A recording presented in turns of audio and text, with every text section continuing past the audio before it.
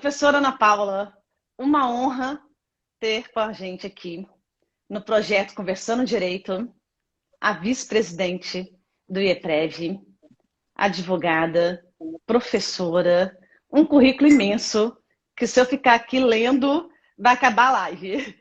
Então a pergunta, o tema nosso é um tema muito importante, ele é importante para os advogados conhecerem o que é e também para os segurados que estão assistindo essa live de hoje.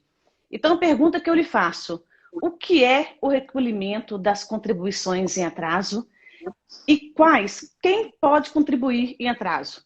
São todos? É facultativo, é autônomo, são todos? Ou tem um grupo específico? Bem, boa noite, agora é mais assim formal, né? Boa noite, Valéria, boa noite, Lúcio. É um prazer estar aqui com vocês. Boa noite para todo o pessoal que está chegando também, o nosso público, o pessoal que está se aproximando. Esse tema, Valéria, é um tema bem importante, é um tema, eu diria assim, um pouco complexo. Então, por mais que a gente fale sobre ele, a gente pode falar sobre ele várias vezes, e as dúvidas muitas vezes persistem. Tanto que eu dou consultoria dessa área de recolhimento em atraso há muitos anos, independente da emenda constitucional, né, independente da reforma da Previdência, o tema já era complexo, e agora a gente tem ainda algumas, eu diria assim, pimentinhas que foram jogadas em razão da discussão sobre a vigência ou não sobre ele. O que a gente pode falar sobre recolhimento em atraso que não é novo? A gente pode falar primeiro que ele é um direito do segurado. O que significa recolher em atraso? O que é fato gerador da contribuição previdenciária? A primeira coisa que eu tenho que pensar é o exercício de uma atividade remunerada. Então, a pessoa que vai poder recolher em atraso, a gente tem dois grandes grupos, o grupo do segurado obrigatório, que é aquele que exerce uma atividade remunerada, e temos o grupo dos facultativos, que são aqueles que escolhem fazer parte do sistema. Os dois grupos podem recolher em atraso, só que vai ter uma diferença bem significativa entre eles, que eu vou comentar um pouquinho mais para frente, e dentro do grupo dos obrigatórios, somente alguns. E muito especificamente, eu sabia que o Sérgio ia aparecer para mandar eu mudar para uma cidade grande, ele sempre faz isso, né? Estava esperando. Não me surpreendeu, porque eu estava esperando já por esse comentário. Então, a gente tem esses dois grandes grupos. A diferença dos segurados obrigatórios, e que é importante a gente frisar aqui, que nesse caso, nem todos precisam. Às vezes, os segurados procuram o advogado, procuram a gente, ou até mesmo os advogados muitas vezes me procuram. E eles querem recolher em atraso para segurados que não precisam. Por quê? Porque nós temos uma classificação dentro do segurado obrigatório. E o segurado obrigatório, ele é dividido entre o empregado, aquele que tem um contrato formal de emprego, normalmente regido pela CLT, tem o doméstico e tem também o trabalhador avulso, que é aquele que trabalha por intermédio de um sindicato, de um operador portuário ou, às vezes, do ógmo, que é um gestor de mão de obra. Esses três não precisam. Por quê? Eles não são os responsáveis tributários. É um pouco mais difícil de explicar isso, mas o que eu tenho que gravar de primeira? Saber que esses três, dentro do grupo dos obrigatórios, eles só comprovam atividade. Isso já está claro na jurisprudência, tem enunciado do CRPS defendendo. Então, esses três primeiros, dentro da categoria dos obrigatórios, eles não precisam recolher em atraso. Essa é uma coisa que eu respondo muito, Valéria. Lúcio também, por mais que pareça simples, eu respondo isso assim, se eu disser para vocês que semanalmente eu recebo pelo menos uma pergunta de alguém que quer fazer recolhimento em atraso para empregados que têm carteira assinada ou para empregado doméstico. Então é importante frisar, o empregado com carteira assinada, ou seja, aquele que deveria ter a carteira, às vezes não tem, mas deveria, ou seja, a categoria do empregado. O empregado doméstico e o trabalhador avulso não precisam recolher em atraso. Porque muitas pessoas falam, mas eles não podem. Eles não podem porque eles não precisam. O fato de não precisar é maior, supera o fato de poder ou não poder. Porque eles precisam comprovar apenas a atividade. Para quem que vai sobrar o recolhimento em atraso? O segurado especial também não precisa, só para frisar, porque o segurado especial também comprova a atividade, exercício da atividade de subsistência, da atividade do regime de economia familiar, então ele também não precisa. É mais uma categoria que comprova a atividade. Sobra para nós o contribuinte individual. O contribuinte individual que já teve dentro da história vários nomes, né? Em 2007 mudou para contribuinte individual, ficou um grande grupo que contempla o antigo autônomo, equiparado autônomo, empresário. Todos esses a gente entende hoje como contribuintes individuais, junto com o antigo contribuinte individual. Então, hoje, a categoria do contribuinte individual é uma grande categoria que vai abarcar todas essas classificações, essas subclassificações. E aí é importante a gente entender por quê. Sempre vocês têm que pensar em responsabilidade. Parece muito tributário quando a gente fala isso, mas é que fica mais fácil de guardar. Eu só posso recolher em atraso, e na verdade eu só preciso quando eu era o responsável pelo meu recolhimento. Isso significa que para o contribuinte individual nós temos um marco temporal, um lapso que é importante a gente compreender, que foi o que aconteceu entre 99 e 2003, quando começa dentro do regime previdenciário uma alteração de responsabilidade. Primeiro, há um movimento do Estado em dar o desconto para o contribuinte individual que prestava serviço para a pessoa jurídica. Nesse momento, ele continuava responsável, mas com desconto de 45%. E em abril de 2003, esse movimento ele muda, tomando uma outra faceta, que seria a própria pessoa jurídica, que é tomadora do serviço de um contribuinte individual, ser responsável por esse recolhimento.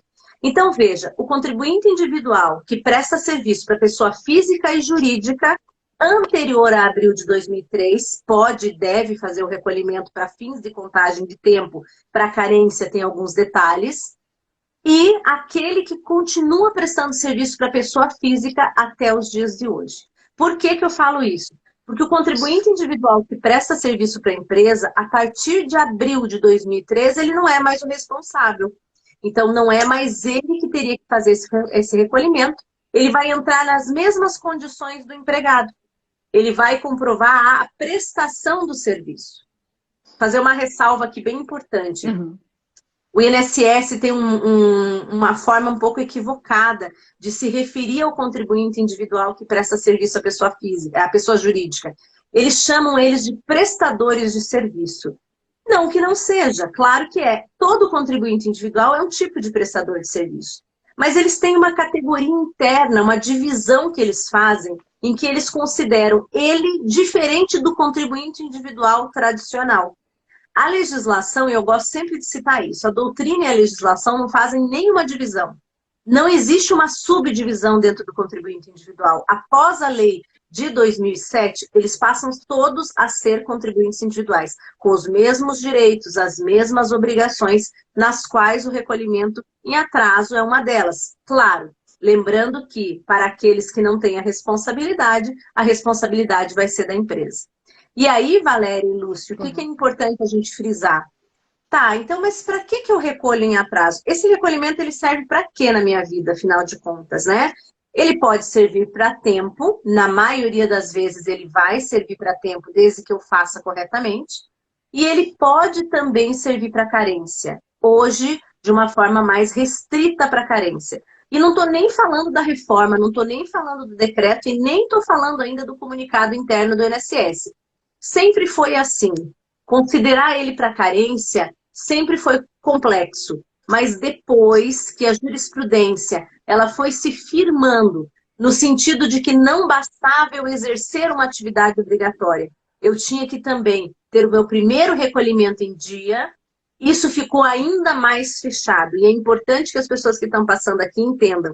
Eu posso recolher em atraso para contar para tempo. Para isso, eu preciso de algumas características, né? Eu tenho que ter esse lapso temporal, eu tenho que ter aberto essa categoria. Se eu não abrir essa categoria, existe uma discussão, quando eu falo abrir a categoria eu era empregado. E aí eu começo simplesmente a contribuir como contribuinte individual.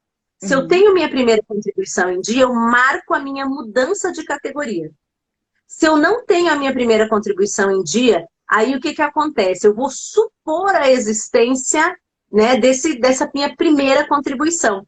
E isso é um pouco complexo. Isso ainda gera algumas confusões para os nossos segurados e muito mais, às vezes, até para os próprios advogados, que acabam dando informações complexas. Por quê? Porque eu tenho uma diferença também, mais uma que eu vou frisar aqui, depois eu devolvo a palavra para vocês, que é a diferença entre fazer recolhimentos decadentes, que são recolhimentos que já transcorreram o prazo de que são devidos e oponíveis ao segurado, ou seja, a Receita pode opor essa exação fiscal ao segurado, e eu tenho aqueles que são ainda dentro do prazo de 5 anos, ou seja, são recolhimentos que ainda podem ser cobrados pela Receita. Existe uma diferença de cálculo, existe uma metodologia diferente também para recolhimento. Se eu devo algo que é de agora, dos últimos 5 anos, eu faço isso sozinho hoje no site da Receita e no site do INSS. O caminho ele pode ser iniciar tanto pelo site do INSS como pelo site da Receita Federal. Agora, se eu estou falando de um período que ultrapassa esses 5 anos, eu preciso que o cálculo seja feito pelo INSS. É claro, esse cálculo pode ser feito pela Receita também, mas na Super-Receita, o combinado entre INSS e Receita é que quem faz esse atendimento é o INSS. Então, via de regra, nós estamos acostumados a fazer esse cálculo e ser fiscalizados nesse cálculo pelo próprio INSS. Não há nada de irregular nisso, porque a lei da Super-Receita trouxe essa possibilidade. A Receita Federal assume a arrecadação, ela assume o que a gente chama de cuidado com a contribuição à arrecadação e também com as retenções, mas o INSS continua gerindo o sistema. Então, eu já vi também muita gente falando, olha, o INSS é incompetente. Não é incompetente, a gente tem que brigar pelos termos certos. E não há incompetência do INSS para lidar com o tema, por mais que a gente discorde, por mais que a gente às vezes ache, mas não deveria ser o INSS. Mas a lei da Super-Receita traz um conjunto de direitos nas quais o INSS continua auxiliando a Receita Federal nesse trabalho. Então é um ponto importante também que eu quero levantar aqui, porque agora, com o comunicado de Vibem, a gente vai falar muito mal do INSS, né? O INSS veio, legislou, extrapolou a capacidade dele regulamentadora, né? Passou da capacidade de gerir o sistema para dizer o que é direito.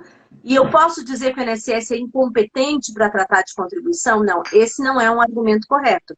O que eu posso dizer é que o INSS não tem competência para extrapolar hermeneuticamente a legislação posta, a legislação de regência. Mas o argumento não é dizer que ele não tem nada a ver com contribuição, porque ele continua, sim, gerindo as aplicações, muitas vezes, da 8.212. Falei bastante, né? Vocês me deram a palavra, dei aqui tudo. Foi ótimo. Você tem a palavra sempre, ainda mais com essa caneca aí, que eu tô de olho nela. Olha, essa caneca é uma história, mas eu já disse para o Lúcio que eu vou mandar para ele quando chegar a hora, Lúcio. Espera, a hora vai ser buscar. Também tem essa caneca. Eu vou buscar. Hoje a minha com essa caneca, né, Lúcio? Eu tô com o meu líquido azul misterioso aqui. Nossa. Me dá até medo de saber o que tem. Parece absinto, né? Não sinta, não sinta. É energético. É energético bário. Pronto. É para acompanhar a doutora Ana Paula, 420, né? Volts. Tem que tomar energético. Só assim. Tô ligado aqui desde 5h40. Mas, Ana, a Estela, você já falou sobre o contribuinte individual, falou de quem que realmente precisa, né? Mas ela fez uma pergunta aqui sobre o contribuinte facultativo. Essa possibilidade, se ele poderia recolher em atraso, perde a qualidade segurada aí com 6 meses. Você dá uma pincelada pra gente? Sim, o facultativo, é boa essa pergunta, porque eu acabei passando um pouco rápido por ele. O contribuinte facultativo, ele pode recolher em atraso, mas a gente vai ter uma limitação bem importante, e aqui eu vou frisar 2 entendimentos, da doutrina e da jurisprudência. Eu estou terminando um livro, inclusive, com a professora Gisele, esse livro já está na revisão, eu, a Gisele e a Manuela, a gente deu um curso sobre isso, E nós duas temos um posicionamento diferente. Olha que interessante. A gente trabalha juntas há quase 20 anos, eu e a Gisele. A gente escreve juntas e a gente pensa diferente. E tem jurisprudência para o meu pensamento e tem jurisprudência para o pensamento dela. Eu tenho um pensamento mais restritivo. Eu entendo que o facultativo, como ele não exerce o fato gerador, ele não realiza o fato gerador, que é o exercício da atividade remunerada, eu entendo que ele só pode recolher em atraso os 6 meses, que seria o período que ele teria direito ali, né, no período de graça dele. A professora Gisele defende um pouco diferente. Ela defende na mesma linha do professor João Marcelino.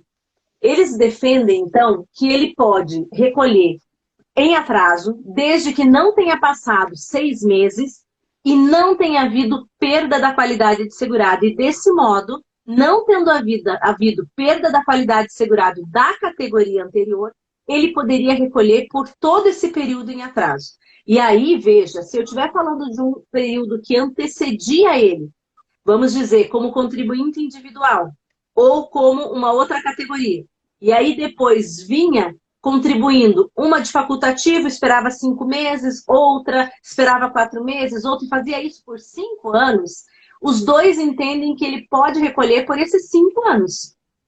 Tem jurisprudência para isso, e acho que a jurisprudência vai se firmar nesse sentido, porque existia um memorando interno do INSS, pasmem vocês, o entendimento dos próprios servidores do INSS, dando essa possibilidade. Muita gente está dizendo que o DivBem, né, esse comunicado DivBem 2, mudou isso. Não mudou. O comunicado não é específico quanto a esse ponto, de forma alguma. Então, o comunicado ele é restritivo, mas ele não traz uma limitação direta. O decreto também não. Então, continuaria vigente essa ideia de que o facultativo poderia recolher em atraso ad eterno, desde que não houvesse entre contribuições a perda da qualidade segurada. Eu não defendo assim, eu tenho uma visão até um pouco mais simplista. Eu acho que eles construíram mesmo um entendimento. O meu entendimento, nesse caso, ele é mais tributário.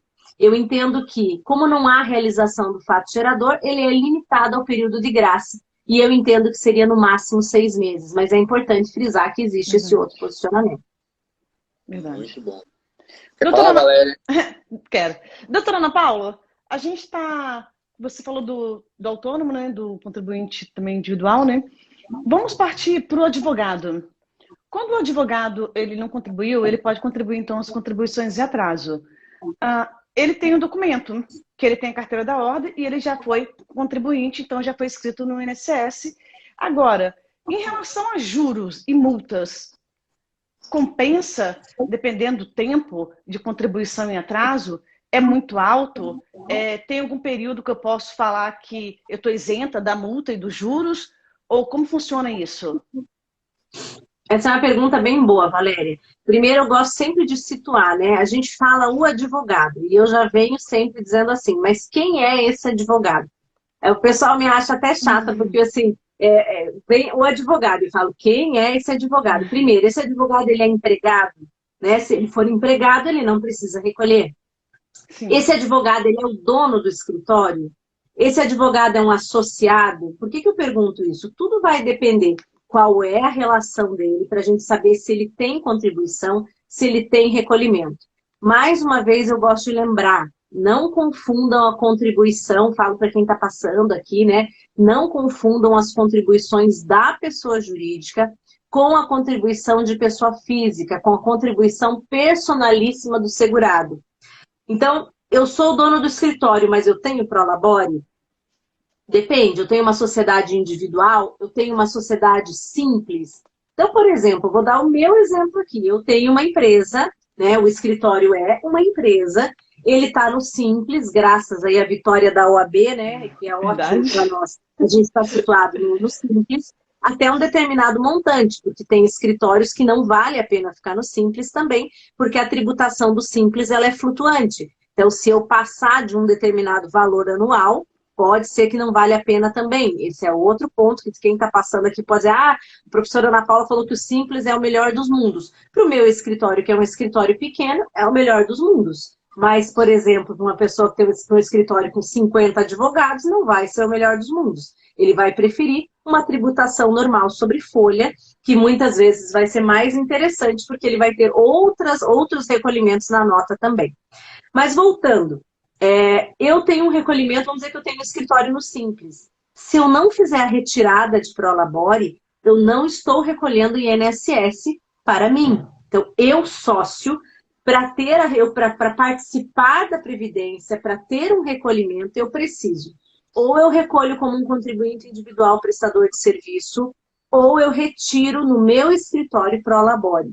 Então, é muito importante a gente falar isso, né? E lembrando que o escritório de advocacia, mesmo estando no Simples, vai pagar a parte patronal. Por quê? Porque nós ficamos no anexo 4.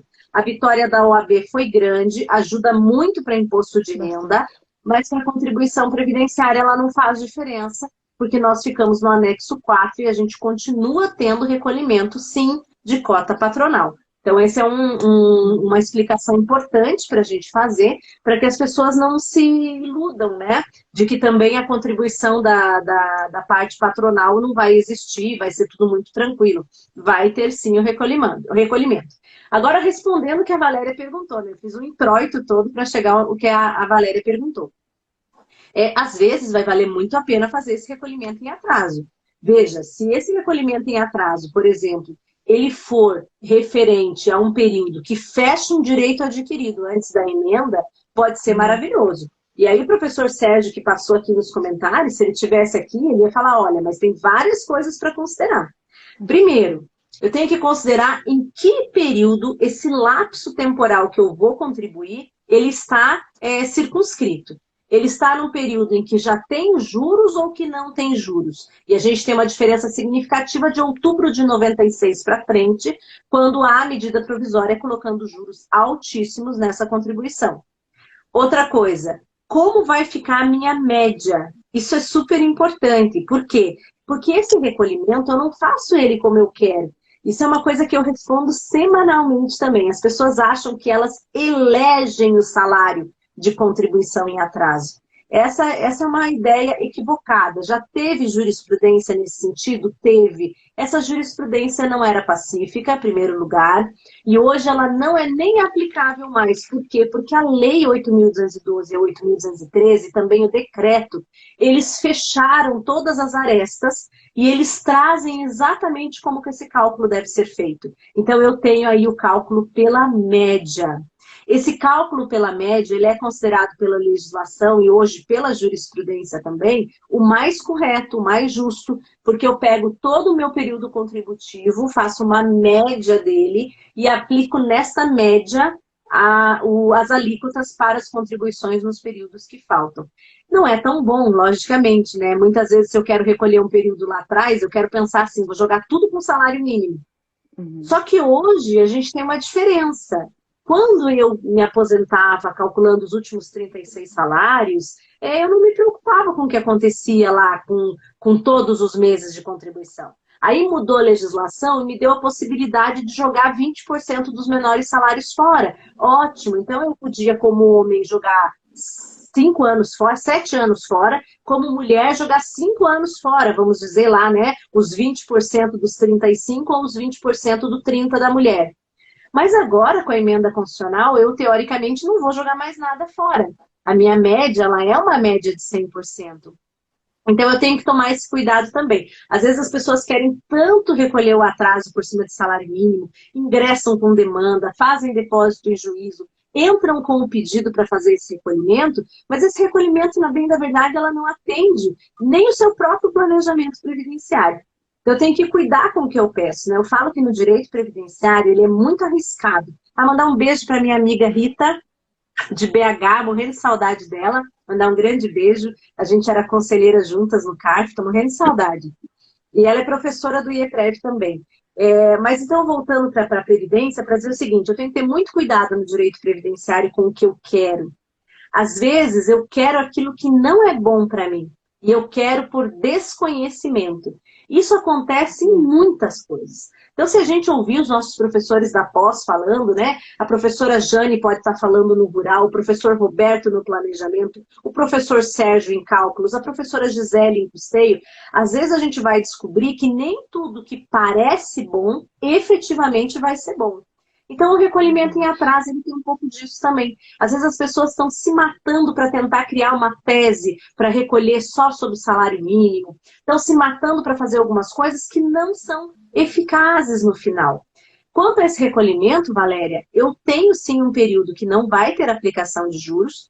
Isso até o decreto que saiu em 31 de junho, acho que foi do ano passado, o decreto 10.420, que trouxe 10.420, né? 10.410 de 2020, agora até me errei o número do decreto. Mas o decreto é 410 de 2020, né?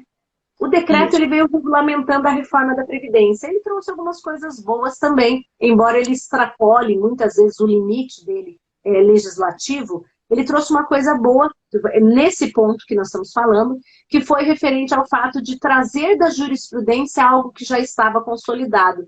A medida provisória que trouxe juros, ela só entrou em vigor em novembro, 14 de outubro de 96, e o INSS continuava fazendo os cálculos aplicando para esses períodos mais anteriores. E a medida provisória, o decreto veio e falou, não, olha, a gente já perdeu isso na jurisprudência, já é pacífico, os segurados entram na justiça, a gente tem que pagar honorários para o procurador. Obrigada, Lúcio, 10.410. Então é mais inteligente que a gente já não aplique mais. Só que aí a gente tem um problema, Valéria. O decreto trouxe isso, mas o sistema do SAWEB até hoje não foi atualizado. Então, o INSS simplesmente não faz cálculo em atraso desde junho do ano passado. Está tudo parado. O que é o melhor a ser feito? Aí eu vou fazer uma propaganda do nosso simulador. Você entra no simulador de cálculos do IEPREV, calcula quanto você deve sem os juros, né? Entra na justiça, faz o depósito em juízo e pede o imediato reconhecimento nos termos da lei e nos termos do decreto. O que facilitou muito, inclusive. Porque antes eu precisava de uma ação de obrigação de fazer, ou uma ação de dação em pagamento, ou eu fazia, tinha gente que fazia de tudo e tudo funcionava. Ou eu fazia um depósito garantidor e depois fazia o pedido, né? Dependendo da região do país, eram ações diferentes que eram intentadas para esse mesmo propósito. Hoje ficou muito mais simples, eu posso citar, inclusive, eu não vou lembrar de cabeça, eu acho que é o artigo 239, parágrafo 8º, ou 237, parágrafo 8º, mas para não errar, é melhor a gente pegar o decreto e colocar lá a palavra, né? Recolhimento em atraso, e encontrar ali o parágrafo que veio já dizendo que para esse período não aplica juros. Perfeito. Muito bom. Muito boa explicação. Valéria, eu aprendi, sabe, eu tenho uma professora muito boa que eu aprendi com ela sempre fugir do script. Entendeu? Verdade. Eu vou fugir do script um pouquinho aqui. Ó, se você vai me pedir em casamento, você tinha que ter me avisado. O Anderson me mata. O Anderson me mata. Mas é o seguinte, aproveitando que a professora Ana é muito boa em tributário, essa questão que você falou aí, do recolhimento e atraso, tem que respeitar também a inscrição, a filiação do segurado naquela categoria. Vamos, por exemplo, pegar novamente o advogado, contribuinte individual, autônomo mesmo. Então, foi bem importante a pergunta que o Lúcio fez, porque ele está falando o seguinte, olha, você é advogado, né? Não faz contribuição previdenciária, ou então faz no salário mínimo, que isso acontece muito também. Já estou mudando um pouco a pergunta, Lúcio, para ela ficar mais abrangente. Não recolhe ou recolhe no salário mínimo. Mas, aí eu vou dar uma pitadinha aqui no que o Lúcio falou. Recolhe imposto de renda, e lá no imposto de renda estão todos os RPVs na tua pessoa física, precatório na pessoa física, cartão de crédito de 20 mil reais por mês, né? E aí vai indo tudo isso. E aí o que acontece? Você vai cair na malha da Receita. Pode não cair 1 ano, 2, 3, mas vai chegar. Por quê? Porque hoje todo esse sistema é sim interligado. Então, o cartão de crédito, eu falo que ele é um fofoqueiro, né? E hoje o brasileiro ele É é muito verdade. ligado ao cartão de crédito. Então a Receita Federal ela vai se adaptando também e hoje ela vai saber tudo o que você faz por meio do seu cartão de crédito. Eu sou uma pessoa que praticamente não uso cartão. Eu me adaptei ao longo do tempo de usar só o cartão de débito. Aí veio a Receita e começou a pegar o quê? Os extratos de cartão de débito. Então, quando há um indício, você cai na área e ele vai pegar os extratos do seu cartão de débito. Eu voltei a usar o cartão de crédito, porque essa estratégia não era mais suficiente. Então, a Receita ela vai aprendendo com a gente, né? Hoje ela usa um sistema também que é todo com inteligência artificial, e ela vai aprendendo com a gente vai fazendo, ela vai aprendendo. Então, gente, muito cuidado. Por quê? A Receita pegou uma época dentistas, médicos, advogados. Contribuintes individuais que, na maioria das vezes, não recolhiam qualquer prolabore. Professor Ivan Kertzmann, ele defende que não há obrigatoriedade do recolhimento do prolabore. Eu sou totalmente contrária a essa tese dele, nós somos muito amigos, mas eu penso totalmente diferente. Veja, não existe um escritório sem administrador. E a legislação ela é muito clara. O administrador vai ter que fazer a retirada de prolabore. Então, muitos escritórios por aí não retiram qualquer prolabore. Vocês estão no olho do furacão. Por quê? Porque a malha está de olho em vocês. Às vezes você tem um rendimento baixo. O que eu chamo de baixo? Se você olhar um rendimento de um escritório, com rendimento até 100 mil reais por ano, você não vai ser fiscalizado pela Receita Federal. Você vai passar por ali, é capaz que você não seja fiscalizado. Se você passar o teu rendimento de 250 mil reais por ano a 3 milhões, você cai numa categoria. Passou de 3 milhões, você vai para outra categoria, ali você vai ser fiscalizado com toda certeza. Passou de 20 milhões, você cai nos litigantes, nos macro litigantes, contribuintes, e vai ser fiscalizado já no teu, na tua fonte, inclusive, né? Mas o escritório de advocacia que começa a ter um rendimento, começa a ter ali um faturamento de 300 mil reais, 250 mil por ano, ele já está no olho da Receita. Se não tiver retirada de prolabore, vai ser sim. Aí todos os sócios vão receber como é que eu falo? O auto de infração. Muito cuidado aí que eu falo. É bom colocar um sócio para receber. Então, um dos sócios tem que receber. Por quê, gente? Todo o restante que você recebe do escritório, ele vai ser distribuição de lucro.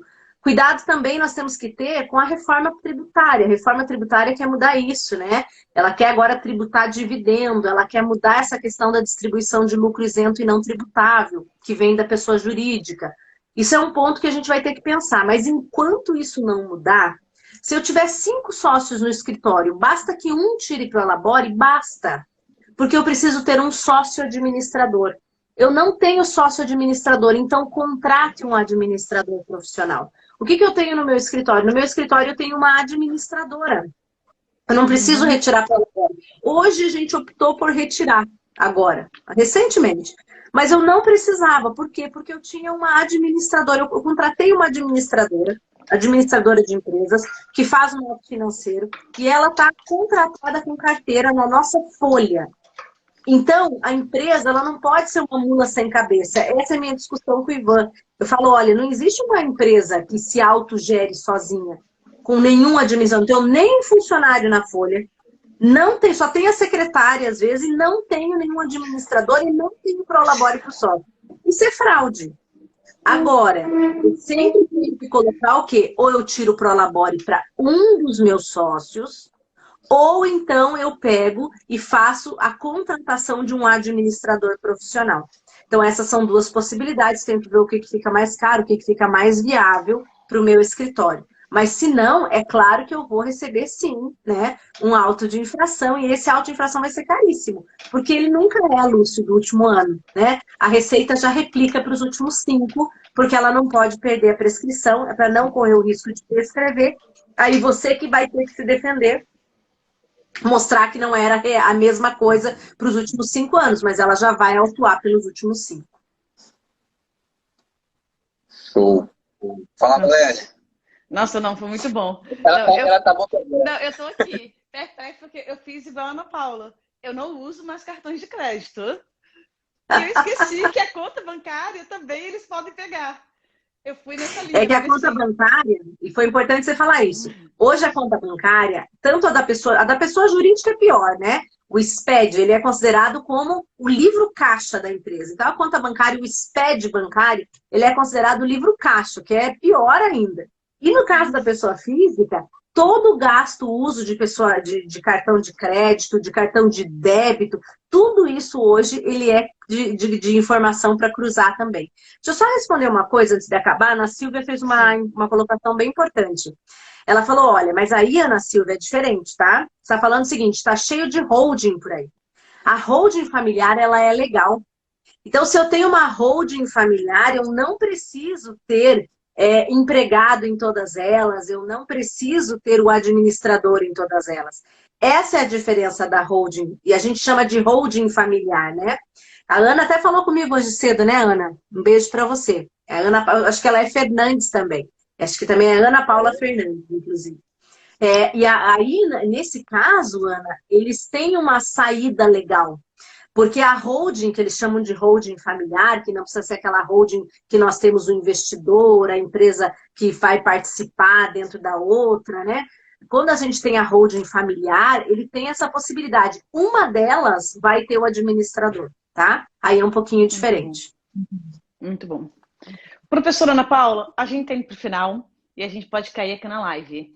Eu gostaria, porque assim, tem muitos colegas meus advogados que estão me perguntando sempre. Eu sempre vou respondendo, mas eu acho que a professora seria assim, o ideal para responder. Me fale sobre o congresso do EPREV. Para a gente finalizar. Que bom que você perguntou. Excelente.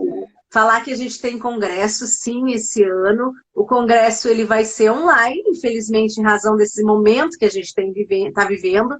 Mas esse congresso vai ser muito, muito bacana.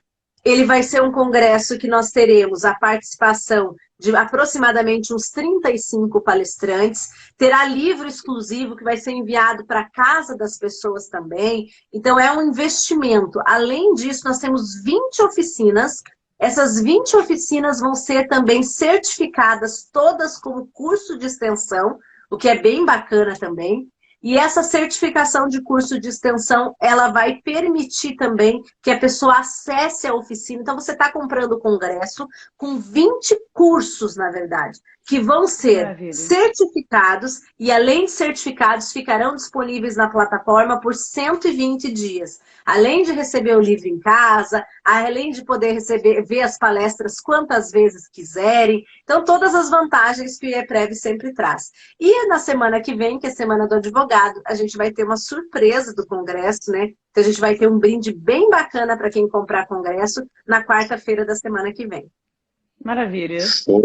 Já antecipou aí a promoção, alguma surpresinha. Já antecipei para o pessoal já ficar preparado, né? Muito bom. Nossa, muito bom mesmo. Só de ficar gravada para assistir depois, para relembrar, né, professora? Isso é muito bom, porque às vezes no congresso a gente assiste e não assimila tudo de uma vez, né? Mas aí só essa facilidade de ficar gravado e o aluno poder, o congressista, acessar novamente esse tempo é muito bom. É muito bom. E a certificação também é excelente. Isso aí. Muito bom, gente. Eu que agradeço, queria aproveitar só agradecer o carinho de vocês, né? Vocês sempre são muito queridos comigo. Desculpem que hoje eu caí da live 2 vezes. Primeiro na entrada e depois caí no meio, né? Eu queria pedir desculpa, mas a minha internet não anda das melhores aqui. Não, que isso foi ótima live. Gratidão, professora. Gratidão mais uma vez aí, doutor Lúcio, que eu vou pegar a caneca dele para mim, professora Ana Paula. E Vai nada.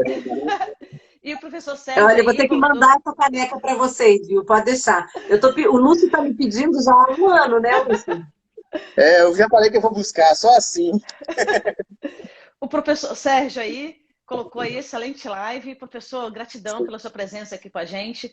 Os coordenadores do EPREV presentes também. Gratidão pela presença de vocês. E, doutor Lúcio, te dou a palavra para fechar a live de hoje. Doutora Ana Paula já se despediu, já. Viu? Eu vou mandar um beijo pro Sérgio. Eu sei que ele ficou acompanhando a live, só para depois ficar pegando no meu pé, que a minha internet é do interior. Mas eu quase que achei que ia cair de novo agora. Na hora que você falou da internet tão travadinha assim, quase caiu.